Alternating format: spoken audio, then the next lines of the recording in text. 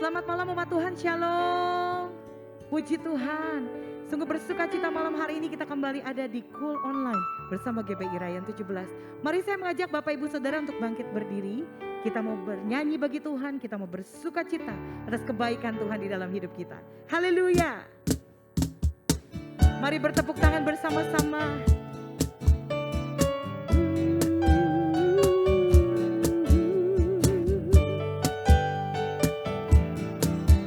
Mari masuk gerbangnya dengan hati bersyukur, halamannya dengan pujian,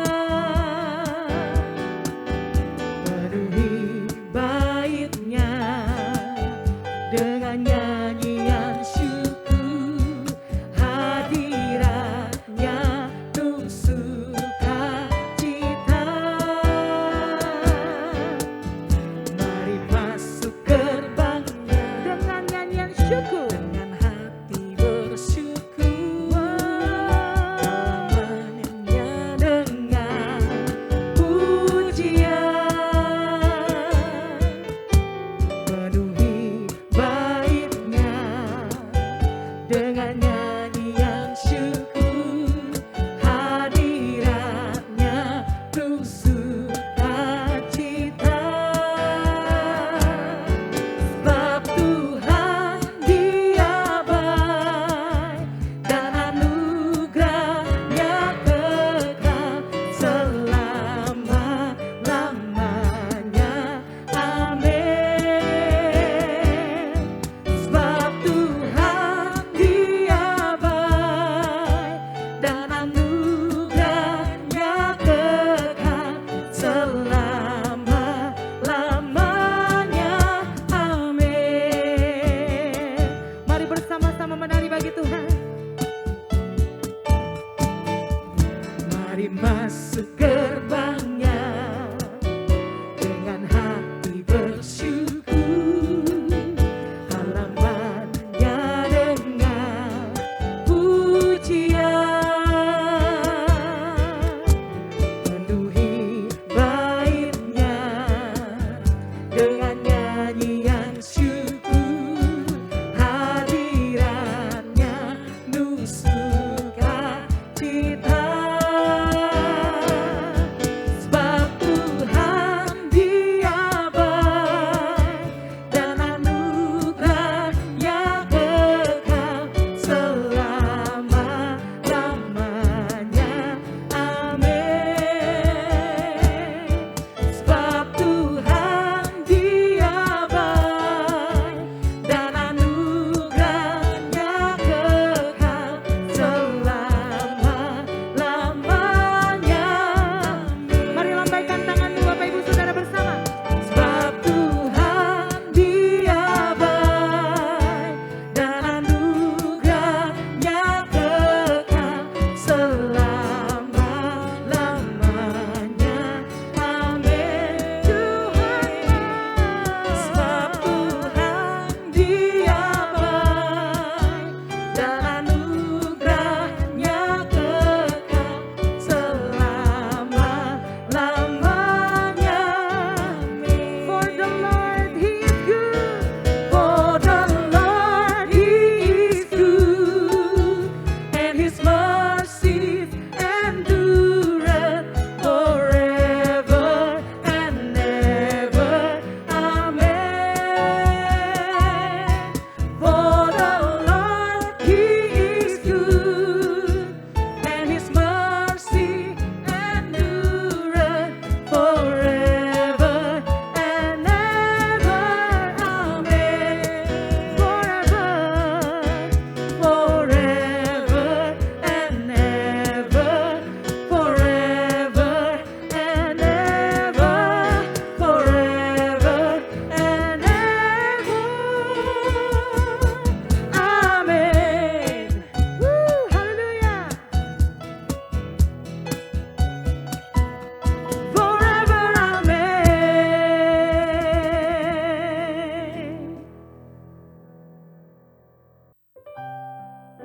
Kami mengucap syukur ya Tuhan Yesus malam hari ini. kami boleh ada kembali beribadah bersama-sama, bersekutu Tuhan Yesus. Kami mengucap syukur buat kemurahan-Mu di dalam hidup kami. Ajar setiap kami hari-hari ini untuk mengingat kebaikan-Mu, merenungkan perbuatan-perbuatan yang Engkau lakukan di dalam hidup kami, agar hati kami senantiasa dipenuhi oleh sukacita dan damai sejahtera. Kami tinggikan Engkau ya Tuhan Yesus. Di dalam nama Yesus kami bersyukur dan berdoa. Haleluya. Amin. Bila ku renungkan kasih setiamu,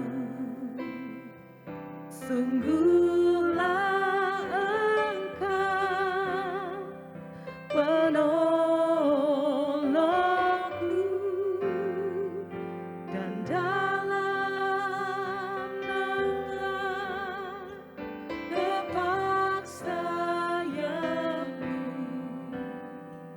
jiwaku bersorak memuji Engkau. Bila ku renungkan kasih setiamu, sungguhlah Engkau penolongku, dan dalam naungan tepat sayapmu, jiwaku bersorak memuji Engkau.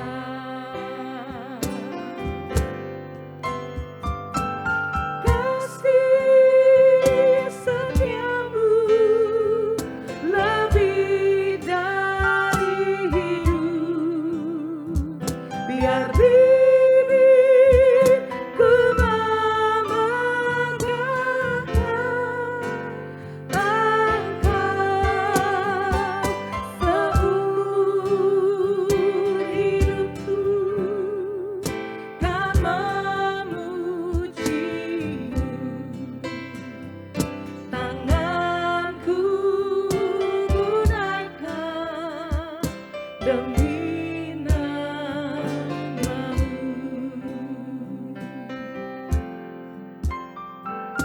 Bila ku renungkan kasih setiamu, sungguh Engkau Tuhan, sungguhlah Engkau penolong kami Bapa, penolongku, dan dalam naungan tepat sayapmu, jiwaku bersorak memuji Engkau.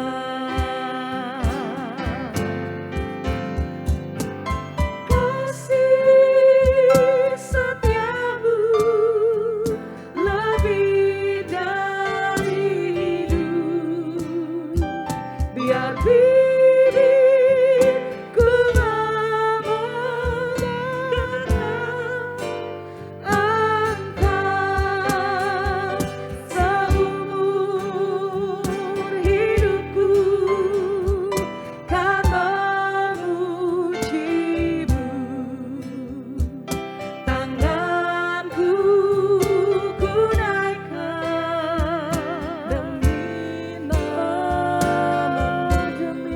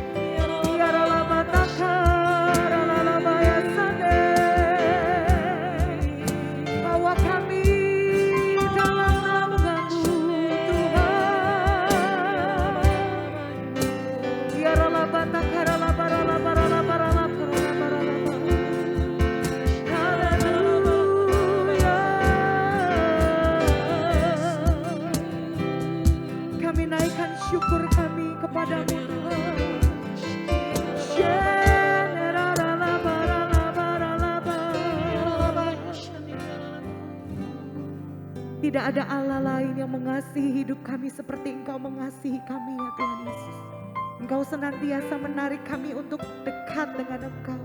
Di dalam dekapan-Mu ya Tuhan. Di dalam naungan sayap kasih-Mu. Terima kasih Tuhan Yesus.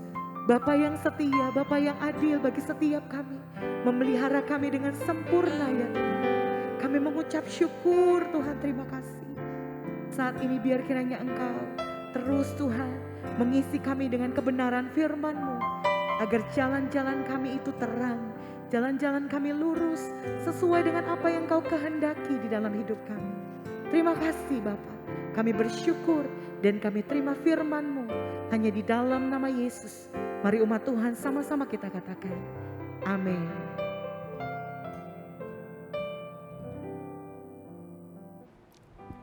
Shalom Bapak Ibu sekalian, senang sekali hari ini, malam ini kita bisa bertemu bersama-sama di dalam ibadah Cool Online. Sebelum kita bersama-sama mendengarkan firman Tuhan, kita akan berdoa terlebih dahulu. Kayak bersyukur Tuhan buat malam hari ini, makasih buat setiap kami yang boleh ada malam ini Tuhan beribadah bersama-sama, memuji Tuhan dan juga kami mau mendengarkan firman Tuhan. Biarlah hati kami boleh diubahkan oleh kebenaran firman-Mu, biarlah telinga kami mau mendengarkan ya Tuhan. Terima kasih Bapa, terpuji nama-Mu dalam nama Yesus. Amin. Baik Bapak Ibu sekalian, senang sekali kita bisa berada bersama-sama di ibadah Cool Online malam hari ini. Dan judul dari sharing saya malam hari ini adalah identitas. Identitas seringkali berbicara tentang siapa diri kita. Lalu siapakah kita ini di hadapan diri kita, di hadapan orang lain, bahkan terlebih lagi di hadapan Tuhan. Nah, kalau Bapak Ibu sekalian punya akun Instagram, biasanya kita akan tahu bahwa zaman sekarang orang-orang kenal diri kita melalui apa yang kita share di media sosial kita dan lain sebagainya. Bahkan beberapa orang menyebutnya sebagai personal branding. Orang-orang berlomba-lomba menciptakan image, berlomba-lomba menciptakan pengen dikenal sebagai siapa. Lalu nggak jarang juga kalau pertemuan-pertemuan keluarga atau lagi reuni ya di sekolah dan lain sebagainya, muncul pertanyaan, anak sudah berapa? Bisnis bagaimana? Sekarang usaha bagaimana? Dan lain sebagainya.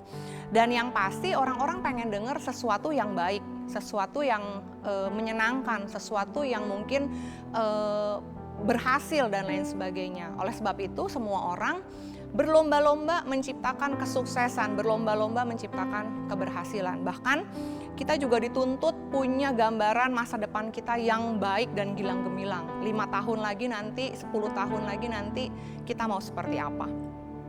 Lalu dengan keseharian kita seperti itu, akhirnya lama-lama kita jadi seseorang atau jadi pribadi yang sibuk memupuk apa kata orang tentang hidup kita. Nah, ini seringkali yang menjadi permasalahan begitu kita ketemu atau berada di dalam sebuah masalah. Nah, kita akan melihat kenapa sih kita penting melihat identitas atau kita perlu tahu siapa kita di hadapan Tuhan. Nah, identitas ini sebenarnya adalah gambaran. Gambaran nggak cuma sekedar kita yang tahu tentang diri kita sendiri, tapi juga Tuhan. Bagaimana Tuhan melihat diri kita. Kita mau dilihat Tuhan seperti apa. Mungkin Bapak Ibu penasaran ya, maksudnya bagaimana sih? Karena kita tahu mungkin banyak sekali identitas kita di hadapan Tuhan. Kita dianggap sebagai anak, kita dianggap sebagai sahabat, kita dianggap sebagai teman, kita dianggap sebagai mempelai. Banyak sekali identitas kita yang perlu kita ketahui. Kenapa? Supaya kita tahu fungsinya.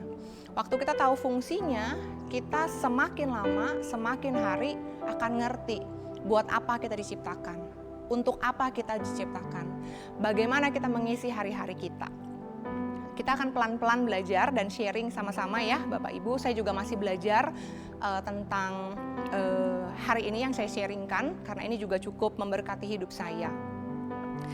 Dalam hubungan kita kepada Tuhan, seringkali kita diperhadapkan dengan gambaran hidup kita. Mau seperti apa sih kita di hadapan Tuhan? Lalu hubungan kita, bagaimana cara kita berkomunikasi, bagaimana kita berdoa kepada Tuhan juga sedikit banyak dipengaruhi dengan bagaimana kita melihat diri kita dan juga bagaimana Tuhan melihat diri kita. Yang bahaya adalah seperti ini Bapak Ibu. Kalau kita menganggap hubungan kita dengan Tuhan sejauh itu, kita akan merasa Tuhan tuh susah untuk dijangkau. Doa-doa kita rasanya percaya nggak percaya, didengar apa enggak ya. Nah seperti itu. Itu sebabnya gambaran Tuhan mengenai hidup kita harus kita ketahui persis supaya kita tahu, oh Tuhan menganggap saya sebagai mempelainya, maka saya harus seperti ini. Oh Tuhan menganggap saya sebagai anaknya, maka saya nggak perlu lagi khawatir tentang ini dan itu. Nah, hari ini ada beberapa hal yang ingin saya sharingkan kepada Bapak Ibu. Mungkin nggak semua ya Bapak Ibu, tapi ada beberapa hal. Yang pertama, gambaran atau pola pikir kita atau pola pandang Tuhan Yesus kepada kita. Yang pertama, kita ini adalah seorang pemenang. Di dalam Roma 8 ayat 37 katakan, tetapi dalam semuanya itu kita lebih dari orang-orang yang menang oleh Dia yang telah mengasihi kita. Nah di firman ini mungkin ibu-ibu, bapak-bapak sering mendengar ya saudara, bahwa kita sering kali diperkatakan kita harus lebih dari pemenang, kita harus lebih dari pemenang. Lalu bagaimana ketika ada permasalahan yang muncul?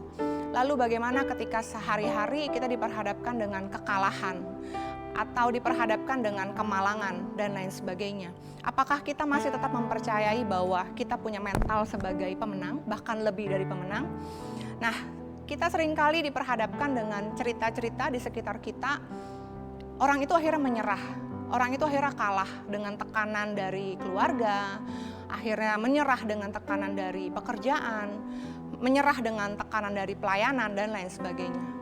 Begitu kita menyerah, mungkin menyerah bukan berarti untuk diri kita sendiri ya, tapi lebih kepada kita sudah tahu bahwa kita adalah pemenang, maka kita harus berjalan, kita harus melangkah dengan iman tersebut. Mungkin kita belum bisa melihat kemenangan itu saat ini, tapi percayalah waktu kita melangkah, waktu kita yakin kita ini adalah pemenang, langkah yang kita lakukan itu disertai oleh Tuhan, dan Tuhan yang akan menguatkan kita. Dan saya percaya hari-hari ini saudara-saudara, Bapak Ibu yang tetap kuat melewati semua badai pandemi, badai kesulitan ini dan itu. Saya percaya kita semua menghidupi mental kita adalah mental lebih dari pemenang. Dan di 2 Timotius 4 ayat 7, saya sudah mencapai garis terakhir dalam perlombaan rohani ini. Saya sudah menjadi pemenang dalam perjuangan ini. Saya sudah berdiri kuat dalam apa yang saya percayai sampai hari akhir. Nah, saya percaya melalui ayat ini juga kita dikuatkan kembali bahwa perjuangan kita tidak sekedar hanya untuk melawan masalah-masalah kita. Nggak cuma sekedar melawan persoalan kita. Nggak cuma sekedar melawan hal-hal yang mungkin nggak enak di depan mata kita. Tapi percayalah bersama dengan Tuhan, perjuangan kita ini adalah garis akhir dari kehidupan kita. Dan kita akan bersama-sama di kekekalan bersama dengan Tuhan. Dan malam hari ini identitas yang kedua yang ingin saya bagikan kepada Bapak Ibu adalah mengenai pelayan. Mengapa kita perlu tahu tentang identitas kita sebagai pelayan? Gak jarang dengan semua hal yang tadi saya sebutkan di awal, semua pencapaian kita, semua hal yang ingin kita raih, kita muncul jadi orang yang cukup, menjadi orang yang penuh, menjadi orang yang gak perlu orang lain, menjadi orang yang gak perlu lagi diberikan masukan. Akhirnya muncul satu sisi kita, wah tanpa kita sadari kita menjadi orang yang sombong, kita menjadi orang yang tidak bisa lagi dikasih masukan. Waktu kita dengar masukan, kita berasa itu mengusik ego kita dan lain sebagainya. Nah itu sebabnya kenapa malam hari ini saya dan juga saudara, Bapak Ibu perlu belajar memahami identitas kita sebagai pelayan. Identitas kita sebagai pelayan dimulai dari kehidupan Tuhan. Yang kita tahu bahwa kita sedang mencerminkan kehidupan Tuhan di dunia ini. Tuhan terlebih dahulu menjadi pelayan, melayani kita terlebih dahulu. Lalu kita bagaimana ciptaannya? Apakah kita mau sama-sama melayani Dia? Apakah kita mau menjadi pelayan di hadapan Tuhan, di hadapan orang lain dan di sekitar kita? Nah, kalau Tuhan saja yang Tuan, yang memiliki kita, pencipta kita, mau menunjukkan kemuliaannya dengan menjadi pelayan, dengan melayani, masa kita ciptaannya malah memberikan batas, kita memberikan jarak. orang lain dan kita adalah orang yang berbeda. Statusnya dia dengan statusnya kita adalah orang yang berbeda. Nah, hal ini dalam kehidupan sehari-hari mungkin akan kita temui. Mungkin nggak sadar ya, karena mungkin setiap hari sudah kita lakukan. Hal-hal seperti ini, batasan-batasan seperti ini sudah sering kita lakukan. Tapi percayalah Bapak Ibu, dengan hati kita sebagai pelayan, Tuhan mau bentuk hidup kita. Di Yohanes 12 ayat 26 katakan, barang siapa melayani aku, barang siapa melayani Yesus ya, ia harus mengikut aku. Dan di mana aku berada, disitulah pelayanku berada. Barang siapa melayani aku, ia akan dihormati Bapa. Nah, biarlah ayat ini terus menguatkan kita bahwa kita ini pelayan di hadapan Tuhan. Pelayan bukan bicara soal jabatan rohani atau jabatan kita di gereja atau di komunitas keagamaan dan lain sebagainya. Pelayan bicara tentang bagaimana kita menghidupi diri kita dengan kesungguhan, dengan kerendahan hati. Bagaimana kita bisa melayani teman-teman di kantor kita. Bagaimana kita bisa melayani teman-teman di kampus. Bagaimana kita bisa melayani teman-teman di sekolah. Bagaimana kita bisa melayani keluarga kita. Bagaimana kita bisa melayani orang-orang yang ada di sekitar kita. Nah, orang-orang yang di sekitar kita nggak selalu bicara tentang semua orang yang baik dan dekat dan ramah ya, Bapak Ibu dan juga saudara. Seringkali kita perlu juga melayani orang-orang yang mungkin pengennya kita hindarin ya, Bapak Ibu. Mungkin sikapnya nggak mengenakan dan lain sebagainya. Sekali lagi, pelayan nggak punya pilihan untuk memilih siapa tuannya. Tapi dia punya pilihan untuk terus tetap melayani. Dan percayalah, waktu kita punya identitas dan kita paham akan fungsi kita sebagai pelayan, kita tahu bahwa kita harus tetap hidup rendah hati. Sama seperti Tuhan hidup, waktu Tuhan mencontohkan kehidupannya di dunia ini, dia terus mau melayani. Bahkan bersama-sama dengan murid-muridnya pun, dia mau mencontohkan bagaimana dia dekat dengan orang-orang banyak, bagaimana dia membuka tangannya untuk orang banyak, dan lain sebagainya. Lalu berikutnya, saya mau share mengenai biji mata. Kita seringkali dengar ayat ini di Ulangan 32 ayat 10 katakan, didapatinya dia di suatu negeri, di padang gurun, di tengah-tengah ketandusan dan auman padang belantara, di sekelilingnya dia dan diawasinya, dijaganya sebagai biji matanya. Seringkali kita diperumpamakan sebagai biji matanya Tuhan. Saya percaya biji matanya Tuhan bukan sekedar kiasan biasa. Mata itu punya fungsi sangat banyak. Mata ini bisa menerjemahkan banyak hal ke otak kita, ke diri kita. Waktu kita melihat, mencerna sesuatu, otak langsung mendapat signal, oh kita harus seperti ini, dan lain sebagainya. Nah, sebaik itu fungsi mata atau biji mata, sehingga Tuhan pengen kita sadar bahwa kita itu berharga di hadapan Tuhan. Mungkin seringkali kita diingatkan oleh hamba-hamba Tuhan bahwa kita adalah pribadi yang berharga. Tuhan rela berkorban untuk kita. Tuhan rela menebus semua dosa-dosa kita.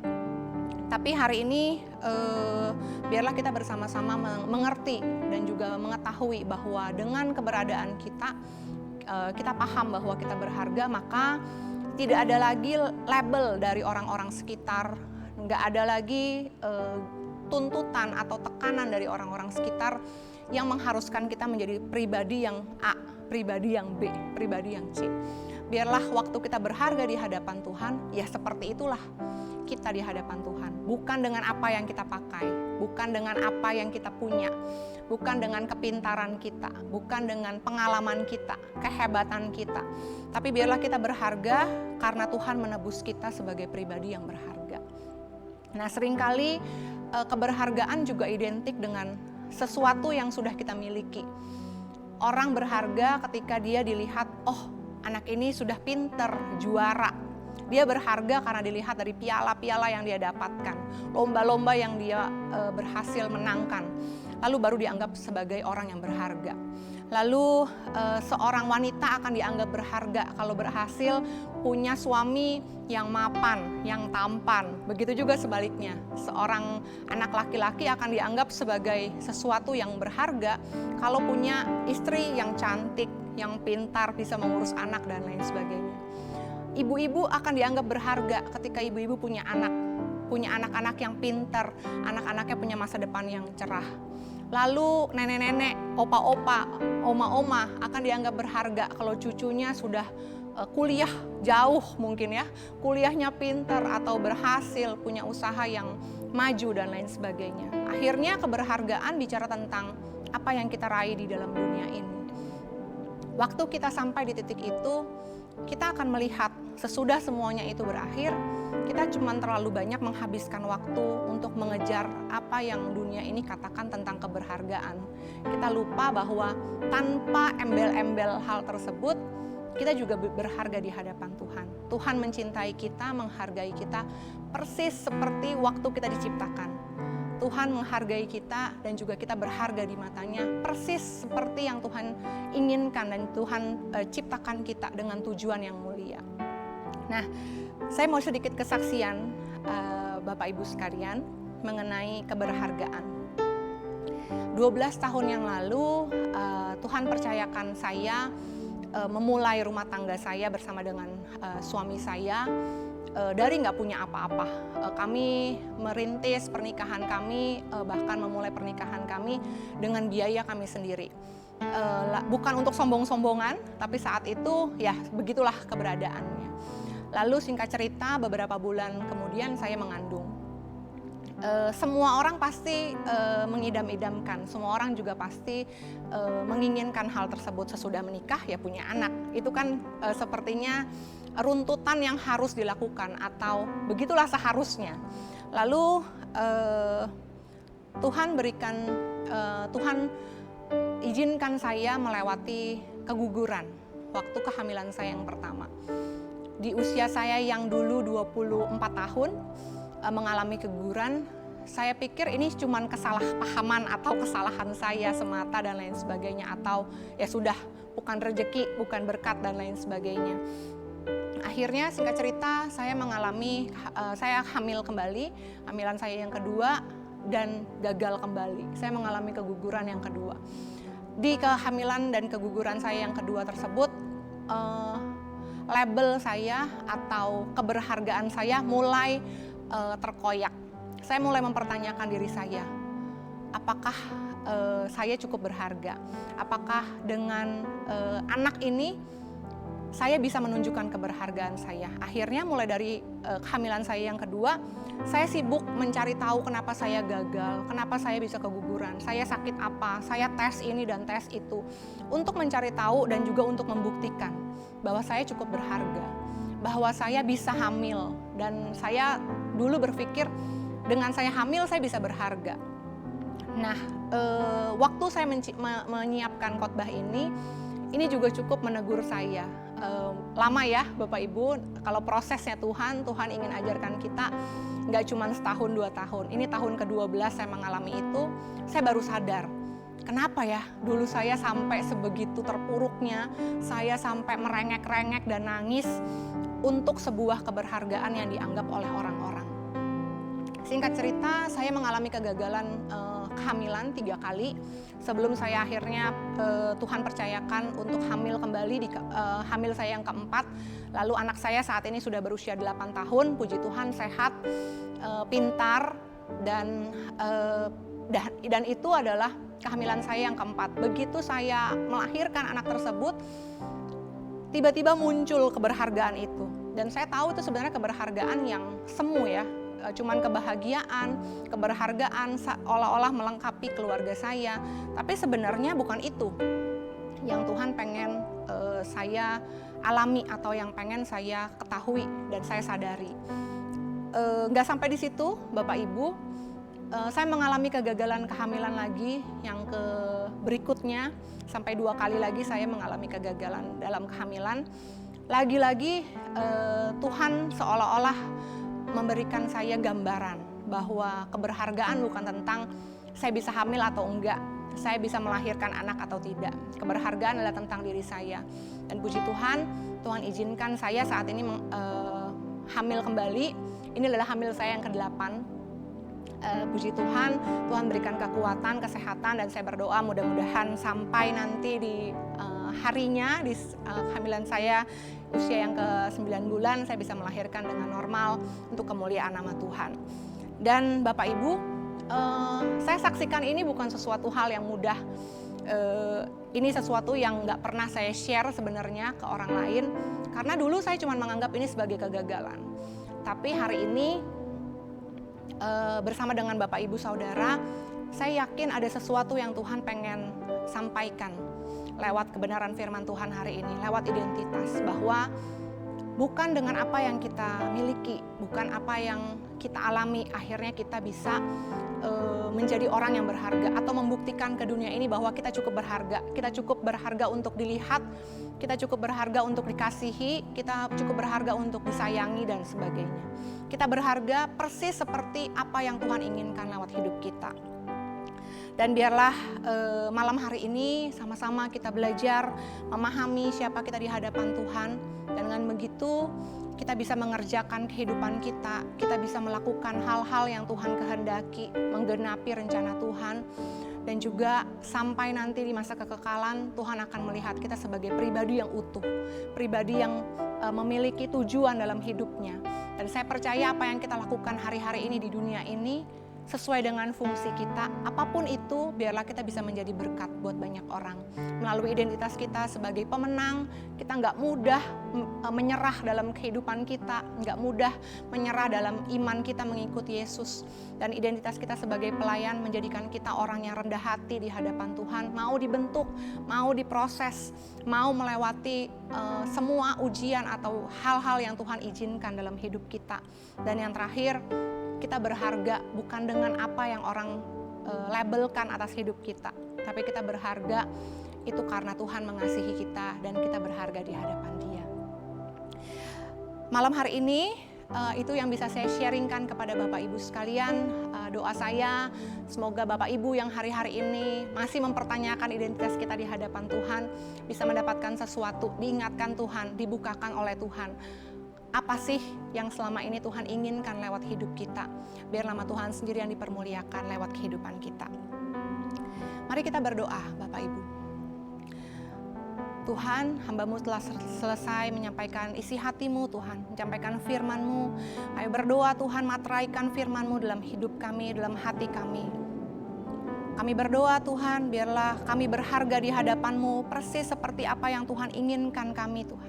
Kami percaya identitas kami di hadapan-Mu, Tuhan. Kami percaya, Tuhan, Kau memakai kami lewat kehidupan kami, Tuhan, menjadi berkat buat banyak orang. Terima kasih ya Tuhan, di dalam nama Yesus, Tuhan. Haleluya. Amin. Baiklah, Bapak Ibu sekalian, tiba saatnya kita akan memberikan persembahan. Persembahan dapat diberikan melalui 3 cara. Yang pertama, Bapak Ibu Saudara bisa mentransfer pada nomor yang tertera pada layar Bapak Ibu Saudara. Yang kedua, Bapak Ibu bisa men-scan QR code yang tertera pada layar. Dan yang ketiga, Bapak Ibu bisa memasukkan ke dalam amplop, lalu memasukkannya ke dalam kotak yang telah disediakan di gereja GBI Malahayati. Dan sebentar kita akan menutup ibadah kita malam hari ini, dan kita akan menerima berkat yang daripada Tuhan.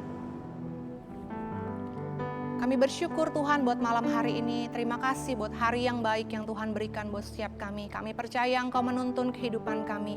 Kami bersyukur Tuhan lewat persembahan yang boleh kami berikan Tuhan. Kami boleh menabur dengan sukacita ya Tuhan. Dan juga kami berdoa Tuhan, kalau sebentar kami mau berpisah dengan yang lain Tuhan Yesus. Kami berdoa biarlah Bapak Ibu Saudara bisa mengangkat tangan kepada Tuhan.